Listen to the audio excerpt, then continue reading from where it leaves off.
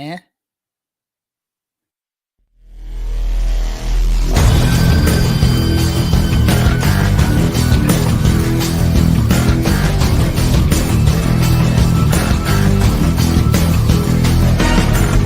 This is the Orange and Black Soccer Cast, the first and only podcast dedicated to Orange County Soccer Club, its fans, and supporters. Follow us on Twitter at OCSC_SoccerCast or on Facebook at Orange and Black Soccer Cast.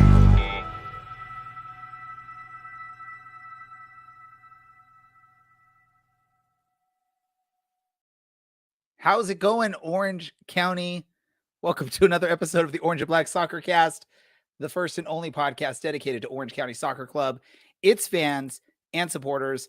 I'm your host, Ray Samora, and I'm here to take you through this journey as we discuss the amazing thing called Orange County Soccer Club.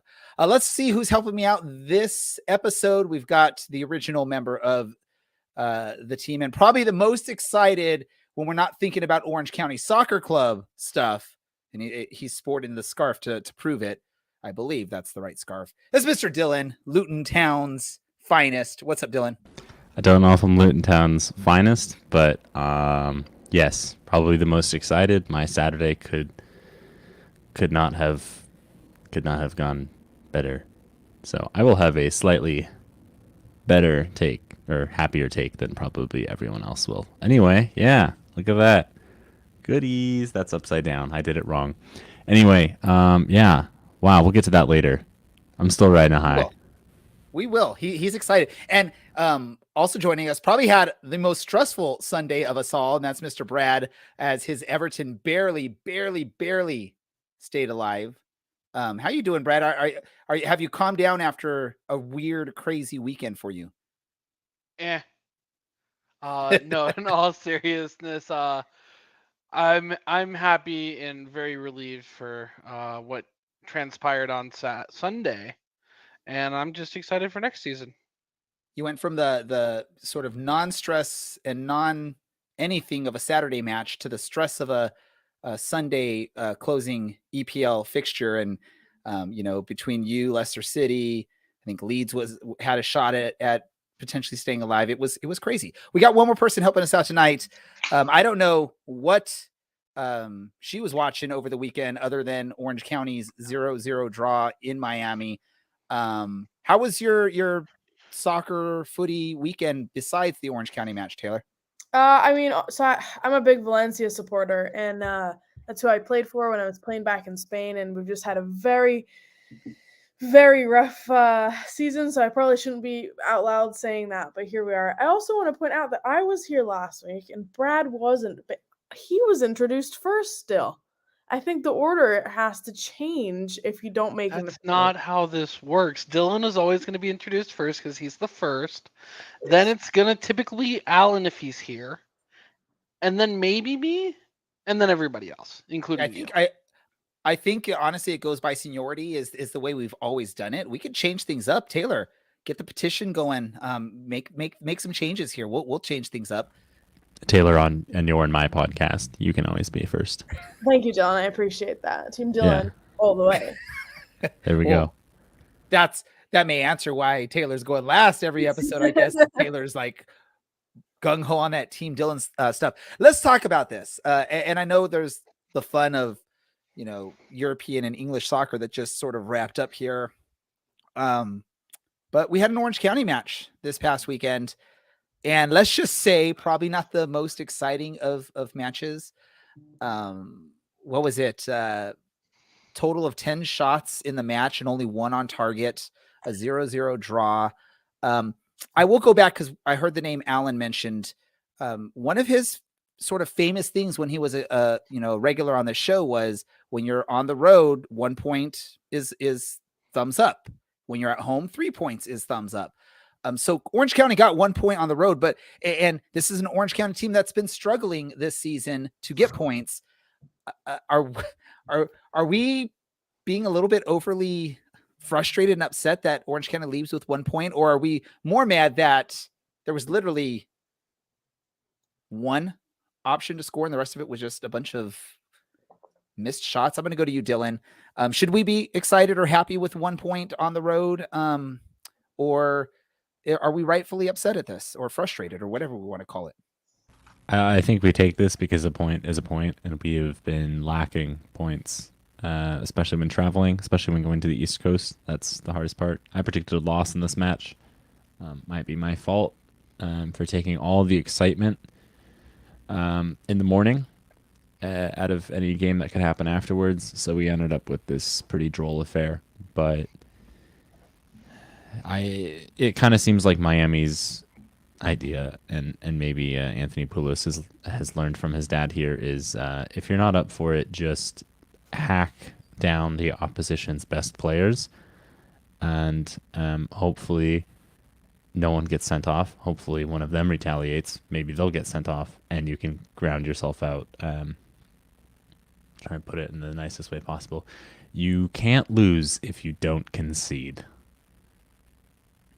So it seems like that was their goal. Thankfully, we didn't concede. We were marginally the better team. It looked better than perhaps, I guess, the one shot on target would lead you to believe, which is disappointing because said one shot on target wasn't particularly a good one.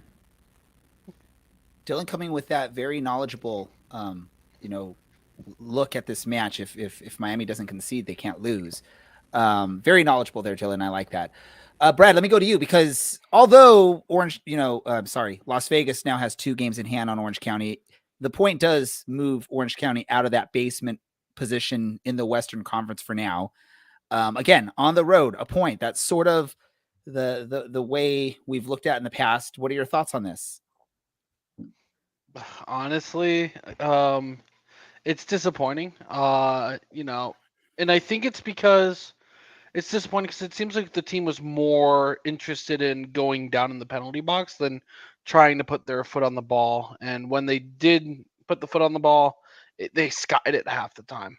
And that's not fun to watch as a fan. I bet you it's not fun to play as a player to see the ball go anywhere but towards the net. Taylor, as like the expert goalkeeper, and really the expert out of all of us when it comes to soccer, / footy, football, whatever you want to call it. How was your review of the goalkeeping this past weekend? And I'll ask the same question to you. Are you satisfied with a point on the road, or is this one of those matches that because it was just such an ugly match, Orange County should have taken all 3 points? Well, I think it's one of these. You can't judge goalkeepers on this one. There was nothing to do. So it was like, great. Well done to everybody. I mean, yeah, if they were all, there's a baseline. I mean, if they were off position, then there's a goal scored from halfway. So they're doing what they need to do. They're doing the basics. No one was really trying too hard. Everyone was where they need to be. Points wise, I think realistically, like getting a point, fantastic, great. Like nothing bad. Better than normal for us right now. But I think as fans and people watching them and knowing their potential, I think that's where the major levels of disappointment are coming in. We've seen like great starting 11s. We've seen some great playing. We've seen some great shooting. And then to come away with a draw now after seeing that is like really disappointing. Can we say though, like, and I think Dylan sort of brought this up, right? It was traveling to the East Coast. It's not an easy trip to get out to Miami. Also, the weather in Miami is one of the most unique in the league as far as the humidity that you're dealing with out there, which, again, you're the closest one, or you're the only one, Taylor, that, is sort of been an athlete. I like to all assume that we think we're athletes, but you've actually done it. So, making that long distance travel, over 5-hour flight, trying to get acclimated to a 3-hour difference in time zone, get acclimated to, a massively humid environment there in Miami. Can we say though, like a point in that situation? I mean, all of that is against Orange County, and to come away with a point, we should be happy. Yeah, it wasn't an exciting match to watch. Probably most of us at some point looked away, turned it off. Decided I'm just going to, look at the highlights if you didn't watch it live, because there was really nothing exciting in this match. In your expert opinion on this, Taylor, because, according to, those chat robots, we're experts and we provide expert analysis of the matches. In your expert opinion, because of all those things stacked against Orange County, is 1 point at least yay, let's go back and see what's going on next? Well, I mean, I think like obviously weather is going to be like an impact. So like when I came from Scotland to over here, I stepped off the plane and um that heat was big difference. I was in Bakersfield and I got a throat infection and I had a throat infection for 2 weeks because I went from clean air to not so clean air. So like things like that are obviously going to have an impact, but it's kind of like a game. I don't want to say game of inches because it's not quite like bang on of an analogy, but if you're doing everything correct at home, something like weather shouldn't have that big of an impact on you. So if we've got like a good staff team, we're doing strength and conditioning right, and we're doing all of these things correct, that should be something that maybe takes away like 0.7% from your performance. It shouldn't be something to be like, well, we lost because of that weather. So I think it's not fair to give that as a big excuse for them. Dylan, I see you making faces. I can't tell if you're agreeing with what Taylor's saying or if you think differently. But I'll ask you that same question. With all of those things stacked up against Orange County, not just the weather, most of these players, when you're a professional athlete, especially in the U.S. leagues, your kickoff is at a specific time pretty much weekly. It's pretty consistent. Every so often you'll have a weird kickoff or you'll play a Vegas who at one point wanted to do like a midnight kickoff for some reason. Luckily, we didn't have to go through with that. Is that enough of a pile of stuff going on in Orange County when you're traveling out to Miami that you can say, okay, let's get 1 point. That's the goal in Miami, getting 1 point. Let's come home. We have a home match and then we go back on the road for like the rest of June. So let's get a point in Miami and look forward to the rest of the month. It was definitely warmer in Miami. You mentioned the would-be midnight game in Las Vegas. I have to wonder if maybe we could have taken a bullet for the World at General and just played that midnight game and maybe COVID hadn't happened. But, then maybe we don't win a cup. So who knows? I think at this point, the team has to be going out for 3 points. I bet if we ask the technical and the playing staff, was it get a draw and go home? No, because Miami's a poor team, and we're a poor team. But if you can't beat the San Antonios or the San Diegos, then you have to try and beat the Miamis, the Loudons, the Orange Counties, the RGVs, the Vegases. You have to go and try and beat these teams, and hopefully you can scrap something together, maybe build some confidence against the Dross and make something happen. Brad, any positives we can take from this Orange County performance moving into this coming match or this next run of matches? Anything you saw from against Miami that you're like, I don't know if it that. was Miami being bad and not being able to register a shot, but we didn't have to make any big keeper saves. Shuttler wasn't challenged. It was nice to see that we didn't have to get close to allowing a goal. Taylor, Shuttler didn't have to do much. Is that is that a little bit of a negative going into the next match? Because now maybe there's a little bit of rust. You didn't really have to make those diving saves. You didn't have to, be spontaneous out there. You just sort of sat there and watch. You got a free ticket to the match, basically. You just got the best seats in the house for the most part. Is there any negative to that as a goalkeeper going into your next match that you didn't get to do much? I don't think so. I think that's probably, if anything, is going to be a positive for him. It's going to be a little bit of a confidence booster. There was no big mistakes that caused any hardship. So I think it might be what he needs right now, and getting him back used to being between the sticks there. So I'm hoping it's all positive. And obviously with this match, didn't hurt our goal differential, didn't help it, but didn't hurt it, which is nice. Again, that's possibly going to come into play right now. Like you look at the standings in the West, we're only 4 points back of that 8th spot. We all know the way, U.S. soccer works is you get into that playoffs. And if you go on a run, you can win something. It's not the easiest road, but you can do it. Right. So sitting only 4 points back of New Mexico. Now, New Mexico does have 3 games in hand. So that's always not a great thing there. But if you look at even higher up, we're only 6 points back behind like Colorado Springs in 6th and Phoenix in 7th. And that's a little bit less games in hand there. How How are you feeling? You know, we're now what, 4 matches, 5 matches, I can't remember the count, into the new, you know, coaching staff and the new, game plans and all that stuff.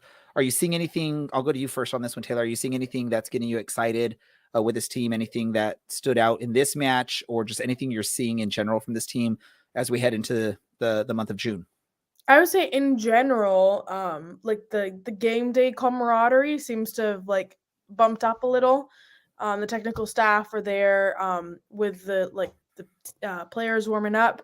There's more players warming up. I know that when I was playing, like even as like second string, third string keepers, like weren't allowed to just sit on the bench and do nothing.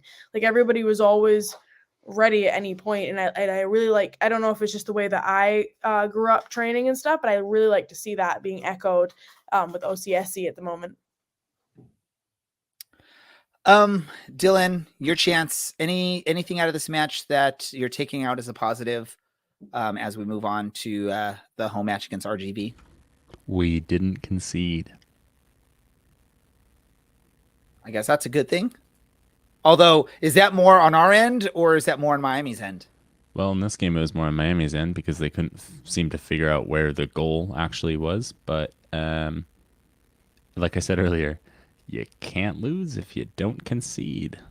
But we should really ask this dog really quick what the dog's thoughts are. Sunny says OCSC all day, every day. There we go. Why If did you're the not dog watching, come you along with should be. Taylor? Sunny is very excited about something off camera there. I don't know what Sunny's looking at. There's some dessert going on in the kitchen, and he sees it. There you go. There he goes. There he goes. Oh, well, man, they're enjoying dessert while you're having to be on here talking with us, Taylor. I'm sorry about that. Yeah, not the most exciting match for Orange County over the weekend. I was trying to watch it as I was also enjoying the weekend with the family. Took them out to Boomers. They let the kids go on some rides and stuff. I had the headset in. I'm watching the game. But I guess luckily for me, there wasn't too much to take my attention away from, mini golf and, whatever else was going on. So that's a benefit to my family. But yeah, not the most exciting match to watch. I apologize, or I feel bad for anyone that tried to watch it actually and focus on it. Honestly, out of this, how many of y'all watched, the match live from beginning to end? No. Oh, thank God, at least one of us did. I listened to it live from beginning to end, but again, I wasn't watching most of it. Although I believe that like the most exciting part of the match was like towards the very end. Orange County had like a chance to get something towards the very, very end and just couldn't make it happen. Brad, am I right? So the way I'll describe it is, if you were to be like, hey, soccer's this amazing sport and this is why, and let me show you, my friend, this amazing sport, and then you show them that game, you won't have a friend. This is probably, so you know how there's like that sort of thought, especially in the US, about, soccer is a very boring sport. There's not a lot of goals. There's not a lot of action. Yeah, I think to agree with you, Brad, right? If you show this match, this sort of proves that point. It was a really, really boring match.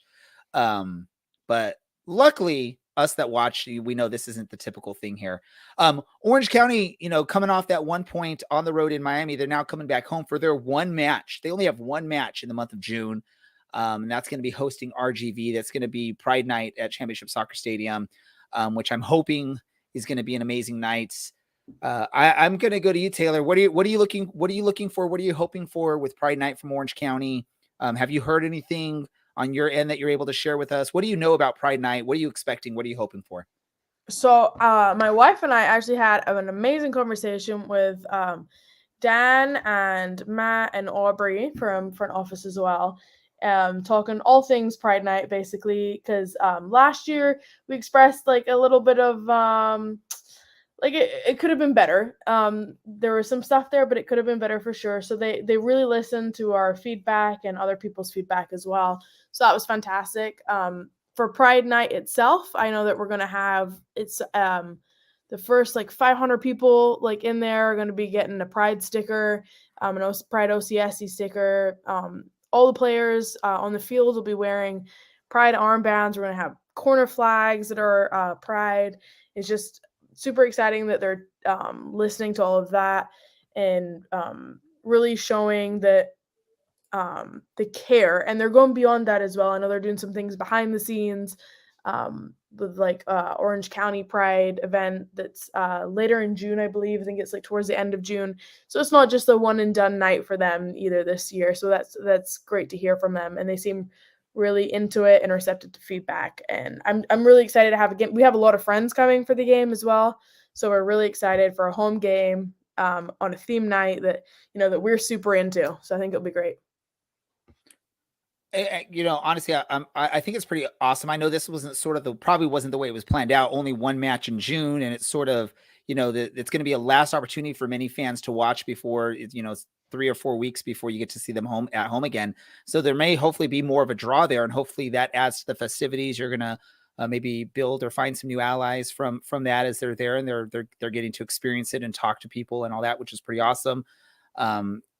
Dylan, are we glad? Or are we excited that it seems like the club is really taking some steps forward when it comes to something like a Pride Night or other events or anything like that? Are we excited about this? Or as excited as it sounds like Taylor is for Pride Night this year?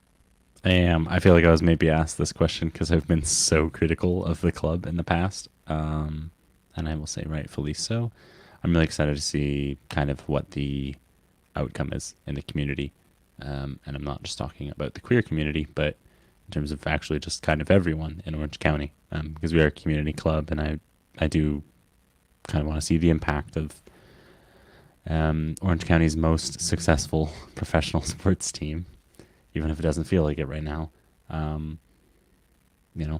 being a venue and being a place for people to be open and out and to celebrate that. And it feels especially needed this year because of a certain player's decision, month ago now? So, yeah, this one feels, I'm a little bit more excited for this one than most, and this one feels a little bit more important than most because of what's going on kind of everywhere else, not just on the pitch. Yeah, and I'll even go as simple as saying I think in the past, I don't know if you're one of the ones that have voiced this, Dylan, but I know there's been multiple fans that have voiced like, why can't there be like a Pride captain's armband, or why can't the whole team wear something, or the flags, the corner flags, like so it'd be nice. It'll be nice to see if and when those appear at the stadium this year. It's just be a nice change of pace from what we've seen in the past, and it's part of the fans hearing stuff. Now let's talk about our opponent here. Is RG. Oh, okay. I thought I saw Taylor's hand up, but it was just Sunny there trying to cop a seat next to Taylor. I saw the ears pointing up, so I thought it was a hand going up. Let's talk about the opponent. We got RGV coming into town, which, to be honest, I haven't watched much of RGV this season, but they're sitting just a point ahead of Orange County. Although, again, two games in hand. Orange County is one of the teams, the few teams in the league that has played 13 matches so far. But they're just 1 point ahead of Orange County in the table, and they are. What's their run of form? Has anyone taken a look at their run of form lately? I don't know, but I would assume not too well if they're sitting right there. They recently lost to Charleston and Tampa Bay. They did beat San Diego, who we struggled against. So that would be the most recent sort of comparison we can look at. Thoughts on this match, Brad? I'm going to go to you. Thoughts on this match against RGV? Our good friend Edson from the Down in the Valley podcast, they cover RGV, says key for Orange County is to score first. I feel like that's sort of like a key message every week for all this. But Brad, what are your thoughts on this matchup against RGV, and what can Orange County do to secure 3 points at home on Pride Night? I mean, I feel like Edson said it perfectly. Score first. This is an RGV team that, if I understand correctly, is a downgrade from last year. They lost a bunch of key players like Emilio Caza, and I don't know if they still have their affiliation with Houston, although I don't believe that was a thing even last year. But if you're not scoring first in this game, you're not going to score very much at all. So good analysis from Brad here. Expert analysis from Brad, just like the chat bots say. Taylor, I don't know if you've checked in or watched any RGV or paid attention to them at all this season, but obviously you watch Orange County. What do you think we need to see from Orange County to secure 3 points on Pride Night? Man, I think that strong starting 11 that we've seen and that we know we have, I think just like Edson says, is score first. If we don't score first, what is it? Score more than the opponent. We're just gonna go back to basics here, and it's even more basic than that is shoot on target. That's our key right there. That's a key thing, right? We need to get some shots on target. That's going to be the thing that's going to determine, because what is it? I don't know if he's still the leader, but I believe every match we hear the stat that Milanolowski is the leading shot taker in the league. But I feel like a lot of those shots are not on target, which is not a good thing from your reigning Golden Boot winner. We all know if he can get it on target, there's a good shot it gets past the keeper. Dylan, what are your thoughts? And we've got some analysis coming from Edson. Unfortunately, we didn't invite him to the show, but he's watching and he's sharing his thoughts. Thank you so much, Edson. We'll share some of your thoughts after we hear from Dylan. Tyler Derrick always seems to, for whatever reason, show up against Orange County. RGV, and typically in the past, has shown up against Orange County. I think that might be equal parts. In the past, we've been a much better side than them, and we've been very complacent. Or perhaps they just really hate Orange County for some reason. Maybe it's because we also wear orange and for a while also blue. I don't know. I don't know the reasons for this. I do think it's put one past Tyler Derrick early and maybe rattle the team. I mean, they're missing, like, basically, and this is no disrespect to Mr. Francois, just before Brad gets on me for anything, but I think they're missing like a really great player at this level to kind of make the difference for them. And so rattle them and hopefully hang on, because it's, like we just said about the Pride Night, it's going to be kind of a night of celebration. And I think a lot of people will be in good spirits as long as as long as the players show up and do their part early on, because we haven't seen that too much this year. Show up, get it done early, and hang on. If I may interject quickly, because I had my name said. I know I agree with you, Dylan. Cristiano Francois, when he was on Reno, was a top 10 in the league in his position. When he went to Miami, 2 years after Reno folded, he's anonymous at this point. He's not the same player he was. There we go. Again, friend of the show, Edson. He's part of the RGV podcast down in the Valley with our other friend, Jacob. He is chiming in on the chat. So thank you again, Edson, for watching and sharing your thoughts on this. But he basically said that the problem for RGV is that they have issues in their mental strength. When scored against first, RGV dominates the first half usually, but they cannot put the ball into the net when the opponent scores. And the few opportunities they have, the team falls apart and are more prone to simple mistakes. So I love that honest analysis of your team, Edson. Thank you for sharing that. Hopefully, if any players are watching or listening to us between now and the game on Saturday from Orange County, now you know what you have to do. Just score a goal first, and RGV breaks down and has a tough time. But I mean, honestly, if we look at it, isn't that sort of a problem for Orange County this year? Is when they concede goals, especially concede goals early, they sort of fall apart, struggle, or whatever it may be? Or am I mistaken there, Taylor? It honestly doesn't seem too consistent with the team. I don't think there's a blanket statement we can put with them anymore. And I mean, I understand that we're going through like changes in technical staff and everything, and head coach.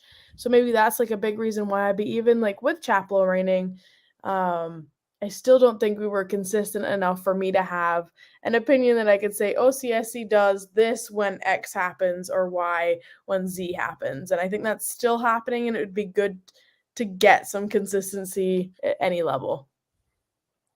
Yes, and hopefully, this analysis we got from Edson works out. Score early, score first, and it rattles RGV. Hopefully, the team can pull that off. Hey, we're gonna talk a little bit more about this match, but we do have a guest that I believe is ready to jump on the show with us. First time guest on the Orange and Black Soccer Cast. So let's welcome on Orange County defender Markus Nakkim. Or is it Nakkim or Nakkim? It's actually Nakkim, but you can say whatever. I've gotten used to the different pronunciations by now, so whatever you prefer. I was gonna say you probably have heard a lot of variations of that. First and foremost, welcome to the show. We're glad to have you on here. Let me ask you this: first year in Orange County, obviously probably hasn't gone as amazing as you were hoping when you first came out here. But from what we've heard from some of the players we've talked to, especially over the last few weeks, it seems like the work's getting the work's being put in. There's the hope that you're going to turn the corner soon. How has your experience been so far in Orange County? And how are you enjoying the gloomy Southern California weather over the last, 3 or 4 weeks? Yeah, well, weather reminds me of home, so I can't really complain too much. No, it's been great, really. Like you said, the results haven't really been up to the standards that either myself or the team in general have expected or um, expect of ourselves. So obviously that's something we're working hard um, to achieve. But yeah, other than that, people been great. It's a great place to live all around. The club's been amazing in terms of welcoming myself and all the new players, which to be fair is quite many for the season. So we're still getting settled, even though we're a couple of months in. I think that shows a little bit on the pitch as well. But we're working hard, and I think things are starting to come together. So hopefully the results will as well. And I'll say this: I believe from what I hear with watching and listening to other fans of the club, you've become a quick fan favorite on the pitch for your style of play out there. I think they appreciate the hard work you put in when you're in the matches. How has that always been your style of play? Is that sort of aggressive nature, strong defense, or is this something that evolved from? Were you maybe as a youth player more of a goal scorer or more attack minded, or have you always had that defensive mentality as a player? I think it's always been there, that work ethic, trying to be an honest player, as we say in Norway, to have good values on the pitch and put the team ahead of yourself. I've been a defender for really my whole professional career, but I was a center midfield player until I was 16, 17. I guess there has been some adapting to playing in that position, but really it's been a trait that I feel have been part of me, my personality for a long time. So yeah, I think it's something that's there, and it's something for me that has to be there in order for me to feel like I've done my part leaving the pitch. It's something that can be there regardless of the result, and some days everything with the ball is just there. Other days it's not, but the hard work and the mentality has to be there regardless. So that's something I take pride in. Markus, only 26 and deciding to come quite a long way from home, back in Norway. What led you to come all the way out here to California? And if it was just the weather, that's fine. We won't judge, we promise. No, it was definitely not just the weather. It was definitely difficult and a very big decision for me to come here. It was something that I didn't, it wasn't an easy decision, to put it that way.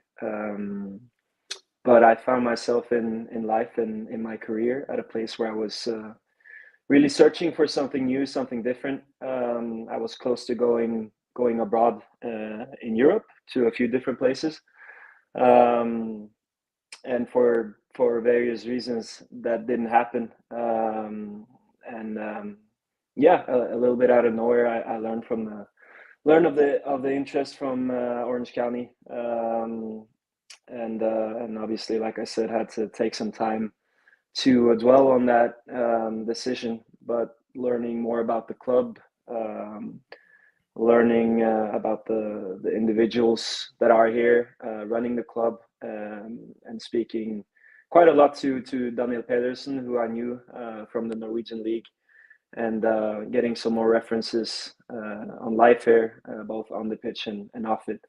I decided that it was the right decision to go here at this point. But yeah, for sure, not an easy one. But after having made the decision, I really just look forward to getting down here, and obviously the weather and life in general is just a big plus to being privileged enough to live off of playing football or soccer, as you guys say, in a place like Orange County and in a club like Orange County SC. Well, you kind of guided us right into our first fan question. What's the favorite thing you've experienced since getting here? Oh,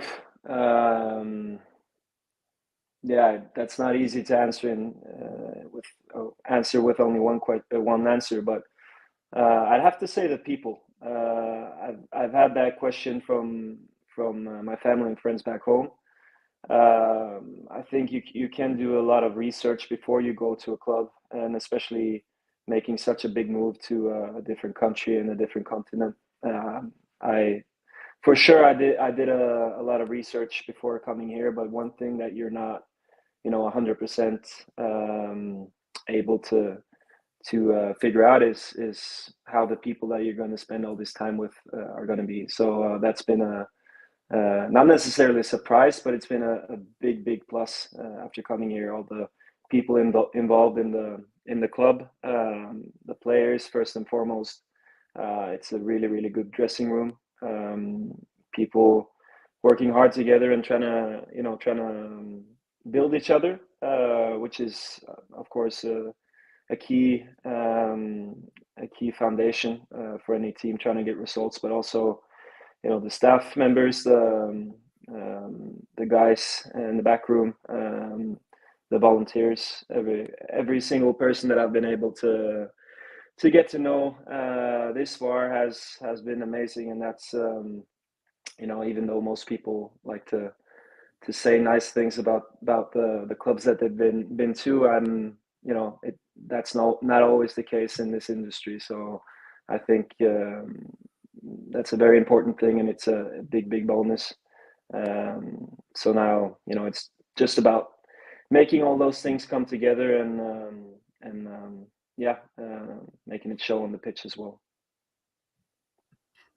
Perfect. I have heard that you started a charity back in Norway. So I was wondering if you would like to share a little insight on that and what it's for and what made you start that. Yeah, well, I'm not really sure if charity is the right word, but we started let's say a project, might be the best definition of it. So we started this project with myself in charge, a few colleagues, as you can say, a few other players in the Norwegian top tier, on the backlash of a few episodes involving both players, but also supporters in the stands. A few different episodes over the course of half a year, involving homophobic slurs, racism, that type of thing that obviously is unacceptable. And we decided, because there's a lot of really good work being done from independent organizations or from the leagues or whatever, but I had the feeling that there was room to do more from us, the players, and that we do have that sort of power and a voice, if you will, to speak up, and that the power of doing that together collectively, all the players in the league, that sends a very powerful message. And we were able to get together and have all the captains of the different clubs in the top tier in Norway, and started a dialogue and get together and talk about this. And we ended up having sort of program established for all the different player groups in the different clubs to have their own sort of meeting and set some very clear guidelines on what's acceptable in terms of language on the pitch and what's not acceptable, where the line is drawn, and have the players sign that guideline or yeah, kind of making it a contract. And obviously, all of it was meant to give ourselves empowerment, if you will, or ownership to this cause, and not just let it run by, have other people trying to work this cause, but actually take the matter into our own hands and do something about it. And I think it was a success, and obviously it's still a work in progress, and it's still something that's very much on the books still. And obviously we've had our own incidents with the club. So yeah, it's an issue that I think is very global. But you have to start with your local league and try and change things from there, and then keep working. Awesome. Thank you, Marcus. So I got two questions for you. The first is obviously football in the Scandinavian countries is not necessarily well known or publicized out here. However, how would you compare the skill level between what you found in America so far and what you found growing up and playing in the Norwegian league out there? Yeah, I think it's we've been talking about it quite a bit in the dressing room. Obviously, there's a couple of other Scandinavians there with the reference points to take into the level here. I think it's hard to compare, to be honest. It's different, but there are some similarities as well. I would say that this league is pretty. The style of football is pretty direct.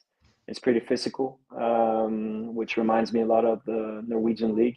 I think the level of physicality and of and the technical level is quite high.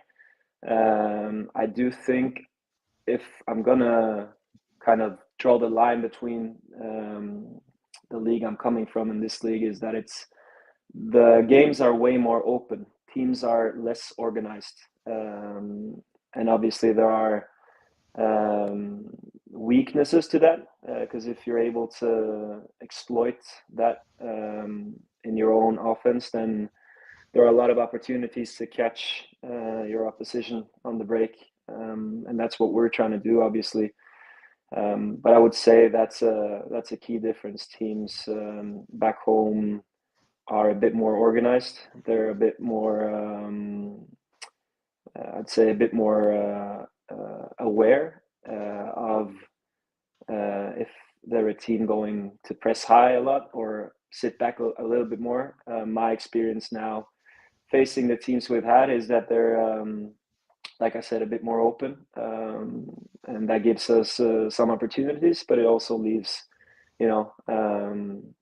us with a challenge. If we lose the ball high up in the pitch, the teams seem to have more players kind of cheating, as we say in the football language back home, leaving their players in attack, and obviously that can give them an advantage going on the break. So that's something that we're working on, because controlling the ball in possession and trying to open up the opposition will give us a better chance against these teams. And I think if we're able to control the ball a bit more than we've had, then that's something that we can exploit.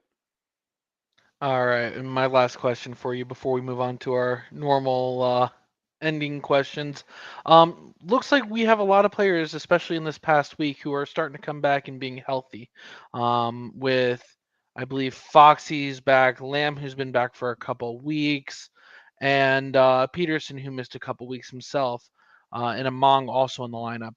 Uh, is our style as a team going to change any with these players coming in, or is there just too many mouths to feed with all the talent that you have around you in the locker room? No, I don't think the style will change, but I think it's a key point that you're addressing because it's been an area that we've been hurting a lot. Obviously, you need your players fit. You need the core players fit more than anything, and I think that's something that we've been lacking a lot. I think looking at this game against Miami was, if I'm not mistaken, I think it was only the first time in the league this year that we've been able to put together the same back four 3 games in a row. And obviously, being 12 games into the league, or how many games we are, that's far from ideal. It's pretty close to being unbelievable, if you ask me. So obviously, that is something that's been addressed, and something that I think moving forward, it's been a big focus of ours. It's many factors that have led to that being the situation. I think the players have to take some responsibility, but also it's a collective thing. But yeah, what's in the past is in the past. Moving forward, we have to make sure that our condition and physicality is at a place that allows us to play 90 minutes in and out week after week. Because any team that's going to build something and win games over time needs to have players fit over time as well. We need to have a group of players that can play game after game for a long period, and then you can adjust with some players in and out regarding which players are the best fit towards special games. But you need to have continuity in the lineup to have the best sort of relations, and to also make sure that you build that identity. I think that's been a big issue for us this year, that we haven't been able to do that. So yeah, moving forward, that's something that I really, really hope that we're able to do, and that we can get all our players back. And obviously, like you said, there is a lot of talent. I don't really see that as a problem. I think it's great to have a big competition within the group for the spots. That's something we need. So I think that's only gonna push each individual to get better and work even harder. Markus, I want to ask you this question because we heard sort of some rumors or some thoughts or some ideas that you dabble in music. Maybe you have released some music or anything like that. Do you care to confirm that? And can you share any more details on that? Like what kind of music? What do we need to know about your music, Markus? Yeah, absolutely. I can confirm that that's not a secret. Yeah, I've released some music. It's on Spotify, so it's not hidden anywhere. I guess it's actually anywhere that you may listen to music, if it's Apple Music or whatever. No, but for me, it's been a source of joy and just inspiration for a long, long time. But it's not something that I'm pursuing with a lot of seriousness. It's something that I've been doing on the side. Obviously, this is my profession and my priority, and then I have other things in life taking up my time. But music has always been there. It's a great joy to me. So yes, I have done that, and it's something that I like to do. It's been a little while now. Coming over here and having quite a lot on my plate, getting settled with everything. But it's something that I like to do, and it takes my mind off of everything, really. So yeah, nothing that can quite compare to music for me. I think the only thing that comes close is sports. So luckily, I'm able to do a bit of both.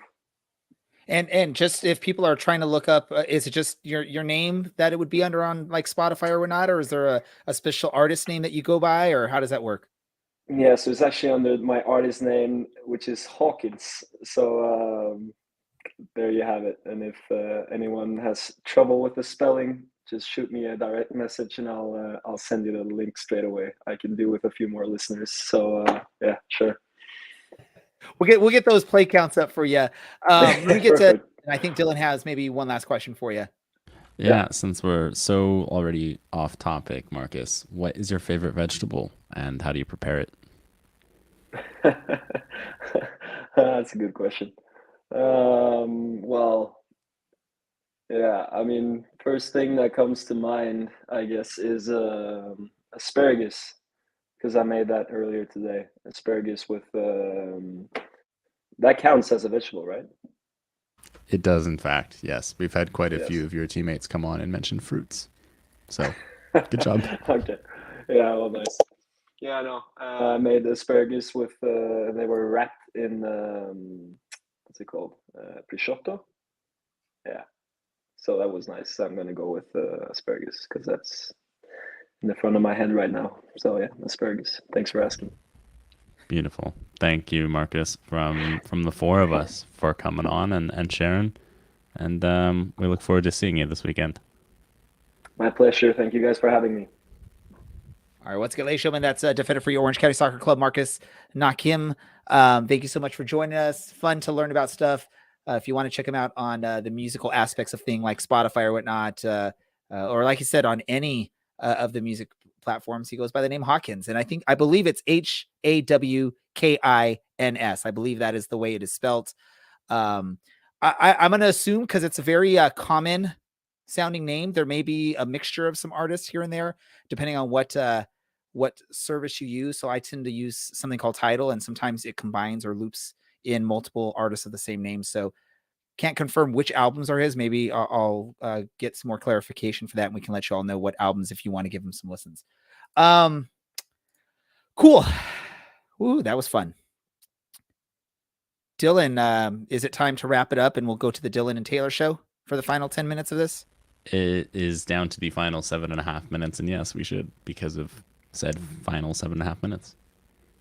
Awesome. So I guess what we'll do is we'll go into random stuff to talk about here, random thoughts. Again, they could be soccer related, it could be non-soccer related. But well, before we do so, we do have to do predictions, huh? I almost forgot that. You forgot the Brad and the Taylor and Dylan show because this is the Brad part here. Wait. Wait, Brad, are you joining the Dylan and Taylor show? Are you jumping ship and you're going to leave my show and you're going to join the Dylan and Taylor show?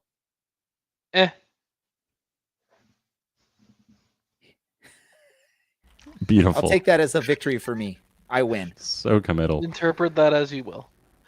Can I continue on with prediction segment? Please. All right. So right now, as you can see, Kayvon and Josh are starting to carry away, even from the orange and black experts like Taylor, who is currently leading our area with 19. This is through 13 games, so only one person is averaging 2 points a game. So I know that there's a little bit of hesitation out there with some people who are arguing over how these points are gathered. You know, right now a perfect score is what is 13 times 5? What's that? 65? And the highest score right now is a 26. So collectively, we're all not doing too hot right now. But Kayvon's doing the best out of all of us. Ooh, Ray has decided now is the time to pull a Brad. Not even Brad has pulled a Brad tonight on the show. Did I turn my mic down again? Okay, there is something strange going on. So now this is week 2 where my volume on my actual microphone went down and I did not touch it. There's a legit ghost in my studio now. I'm confirming it here. It sounds like your mic might be team Dylan and Taylor. I can't argue with that logic, Taylor. I cannot argue with that logic. We got to do our predictions for the RGV match, though. And again, that's Pride Night. So hopefully Orange County is coming out fired up, ready to win, if that's the way you want to vote. Let's go through this. Let's go to Taylor first, since Taylor's a good expert here. Oof. RGV, let me see. Like, if we come out strong and good, I feel like we could do. I'm gonna do my biggest win prediction yet for OCSC with a 3-1. 3-1 for OC, and who's the first goal scorer? Ilowski. It's just it's gonna be his time soon. I want to say the math has been done on the discords on this, and pretty much the odds are in favor of picking Ilowski pretty much every time. You're sort of screwing yourself if you don't go with Ilowski as the first goal scorer. And by the way, for anyone listening, including you, Edson, if you want to go on and predict the scores, feel free to do so in the chats. Brad, what is your prediction for this match? Until I see otherwise that we are capable of scoring and kicking the ball in the net instead of the post or above or below or beside. Yes, somehow we score below. 0-0. Perfect. Dylan, your prediction. I think I'm gonna go with the reverse score that normally happens here and go 2-0 Orange County, because if you keep shooting, we'll figure out where the goal is eventually. Perfect. For my prediction, I'm gonna steal Edson's prediction for this. So I'm gonna go 2-1 RGV, but I'm gonna pick Ilowski as our first goal scorer on our team. So it's gonna be an OC loss. I'm going with Edson's choice for this because he helped participate in the show by giving his insight on RGV. So I'm gonna take that, and I'm gonna earn all 5 points this week. Hopefully not, but I'm going to. Random thought time. Let's get into these random thoughts. Boo me. Yes. Well, apparently there's a new show starting. It's the Dylan, Taylor, and Brad show that'll be starting up soon. Listen, I'm going to throw some accusations out there. If you were predicting an OC loss on Pride Night, you have to be homophobic, Ray. Surely. Just before you submit an OC loss, think about that one for a second. Exactly. Think about what Taylor is going to call you. Taylor. Wait, what does predicting a draw mean? You're okay with it, ish, except on Sundays.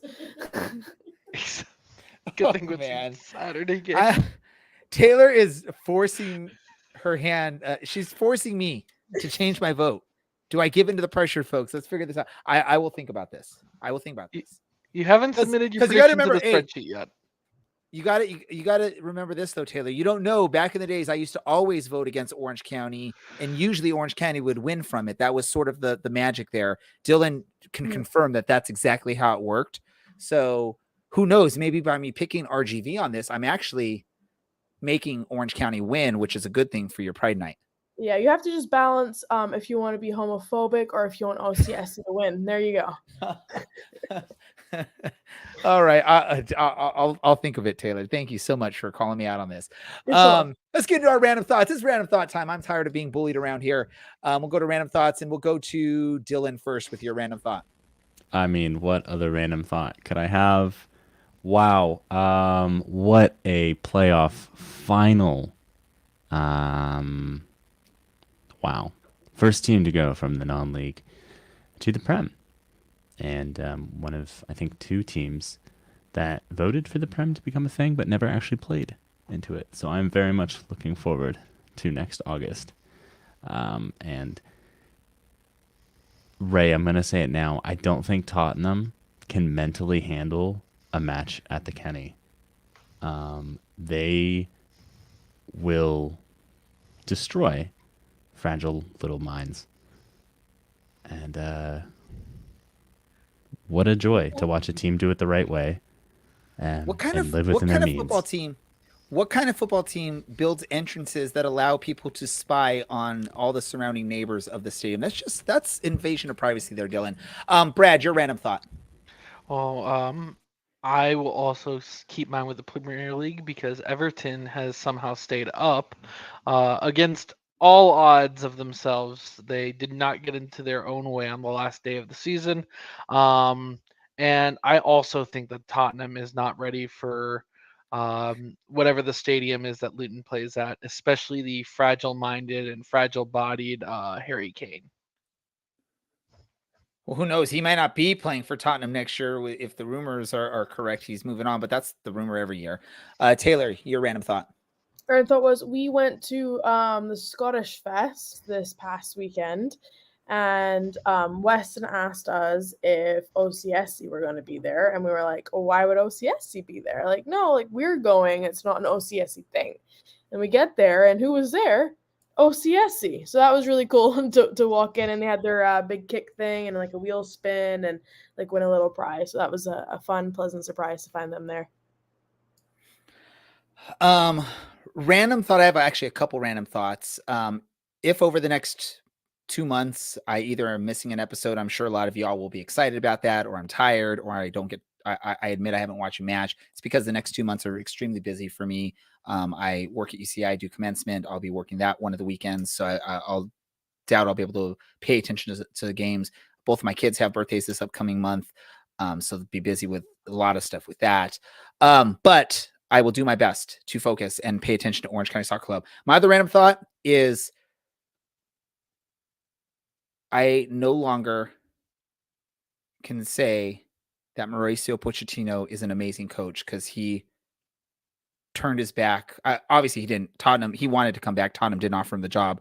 But in no way, if you're a Tottenham legend, do you move on to Arsenal or Chelsea? And he has gone to Chelsea. So he is never welcome back in the lane. And hopefully the Tottenham fans don't cheer him when he makes his return with Chelsea to Tottenham Stadium, Hotspur Stadium, because that is just no longer a thing.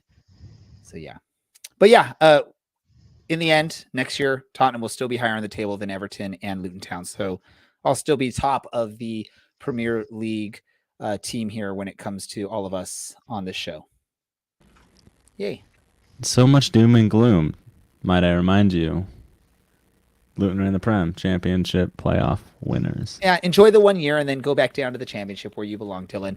I'm happy for with this. Dylan, for Taylor, for Brad, for our guest Marcus, our producer Andy, everyone else that's involved in this podcast. I want to thank you all for watching. Everyone that was watching or listening on the podcast episodes, thank you for doing so. This is the Orange and Black Soccer Cast, and we are out. Oh,